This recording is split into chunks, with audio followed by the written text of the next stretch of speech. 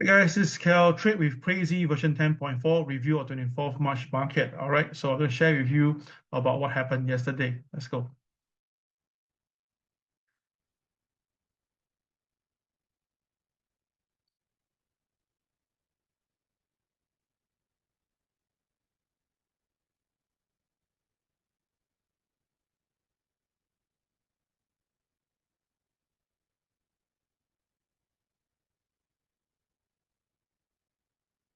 Okay, guys, so let's take a look at the Hang Seng market yesterday. Yeah, Hang Seng. So you can see from the Hang Seng chart itself, Hang Seng is coming down right now, but the KSI stays green, and we do have a KCX coming in. So I do suspect that for today, if Hang Seng do recover, we may see Hang Seng going up. All right, but that is yesterday's chart. Let's see what happened on the 5-minute. So you can see that once the market is bullish, right, diamond looks perfect. All right, basically, as long as the market is coming down. Every time there's a diamond, you just have to go in to buy, and you can see that it worked. But you look carefully, the two diamonds are the best. All right, you can see that. So the two diamonds are there as well. That will give you the best output of the market. You can see the market just shoot up after that all the way to KTR +3. Okay.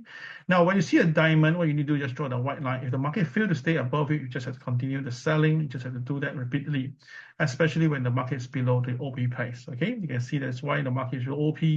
The diamond here, you sell it down, and that's how it works. Okay.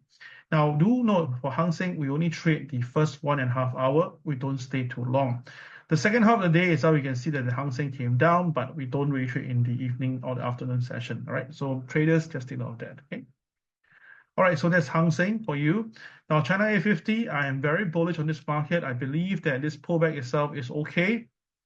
The market come down very nicely to cover the KCB. That's why the KCB works everywhere, regardless, even if it's a China index, whereby it's supposed to be very well controlled. It's the same thing. You just have to follow what we share in the basic system. Okay, so now the market, as long as it stays now focused above this line, I believe that the China market will go back to the 13,500 series. Okay, we have a 13,400 closing yesterday, so today upside should be able to be seen. Okay, all right, now the DAX itself. Now, yesterday DAX have an interesting pattern. Now, yesterday DAX opened above the pivot 1. So buy right, we're going to go up right. What we should did, he went up a little bit. But then after that, when it goes below OP, you can see that it went down, but it's heavily supported by the MLP, the MAs, and the KSI. So if you can, of course, the pivot too. So let's show it to you the 5-minute chart for you to understand this as a revision. Okay, let's take a look. Now you can see that at the start of the day, there's a diamond here. You put a line there, and the market's above OP. You buy, and straight away KTR +1 is given. So that is a very good trade here.